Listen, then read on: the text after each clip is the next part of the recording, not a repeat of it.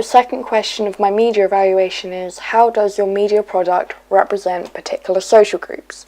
So our media product represents multiple different social groups. The most prominent representation is the combination of both the age and the gender of both of our characters. The girl in our opening sequence is the main character in our narrative, and she's representative of our target audience, which is 16 to 21. Denise, our actress, is portraying a girl who is 16 years of age, and this is reflected for our use of music, which is a song we chose called Happy Birthday, Sweet 16. Although she is the protagonist of our two characters, she is the character who we imply is going to get taken, and therefore she is the victim in the situation. This representation of teenagers in media products is common, as people of this age group are stereotypically represented as naive, irresponsible, uninformed about the dangers surrounding them, in this case, which is potentially kidnap. Although we have only shown Denise's character getting ready for a party, this could still imply other teenage stereotypes which are not shown on screen, such as alcohol and drug consumption. An example of this is in the TV drama Skins. Habits such as alcohol and drug consumption, as previously mentioned, kind of reflects that naivety about her, and also accentuates the fact that she's young and a teenager and she hasn't really got her wits about her. However, the soundtrack we used, which was Happy Birthday Sweet 16, was a contrasting representation of teenagers, and that's because it portrayed the teenage girl in the song as quite sweet and innocent in her youth, rather than reckless like teenagers are represented nowadays in the media. Furthermore, the fact that our main character is a female also makes her a stereotypical woman in the media, in particular film, because she is the victim and the character which is weak and most vulnerable in comparison to the man.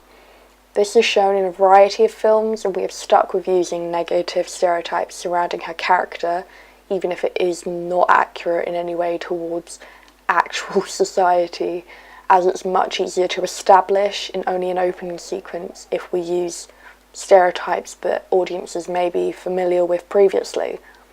She has also been objectified by the male antagonist in a predatory and perhaps sexual way, and it's also common for women to be objectified in the media, like I said, in particular the film industry. An example of this is the kidnapping of Kim in the thriller Taken, and she is a victim of a sex trafficking scam. There is one particular scene in the film where Kim has been taken to one of the sex trafficking places and her body is being sold to potential buyers, and it's just such a visual representation of the objectification of her and them paying money just for her body. Ways we have shown vulnerability and objectification in the sequence is through the implied narrative that she's being watched and is going to be kidnapped by the male character, and that obviously portrays her as the victim. And simple sexualized mise-en-scene elements such as her red lipstick, her heels, and her potentially revealing dress also show this objectification. The other character in our thriller narrative is the middle-aged anonymous man, and he is portrayed by Daniel due to our limited casting. However, body-wise, he accurately portrayed the character. The man represents the social group of men and the middle-aged. He is the antagonist of the narrative, who turns out to be a paedophile and the stalker of the teenage girl, which is Denise's character. In mainstream media, young women are often sexualized and objectified by male characters and audiences, as previously mentioned. However, we wanted to give our narrative a dark and creepy twist to make it more of a thriller rather than a stereotypical drama.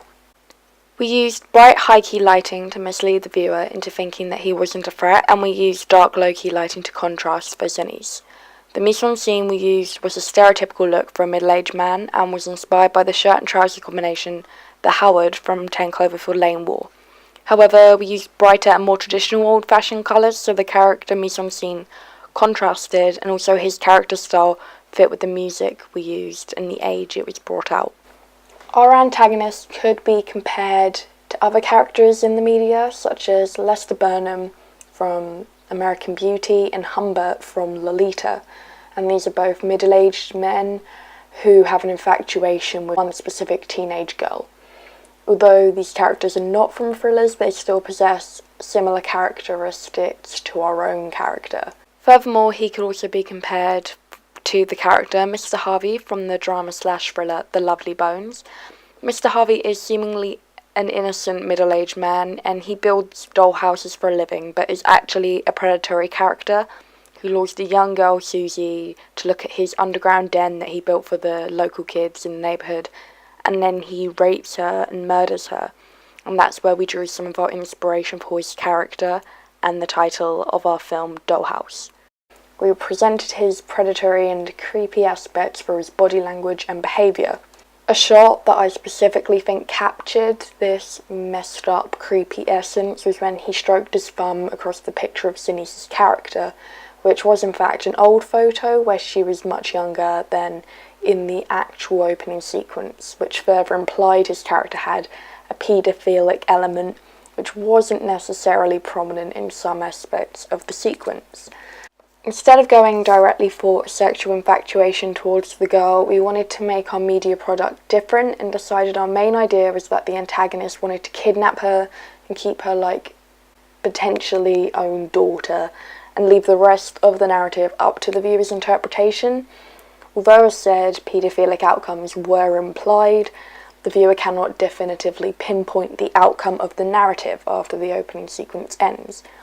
And in a way, this is a good aspect of the sequence, as if it was a real film, people would watch it so they can view the character development rather than exposing everything in a few minutes at the start and just ruining the rest of the plot. We also used the characters' costumes to show a distinct contrast between their age group and gender.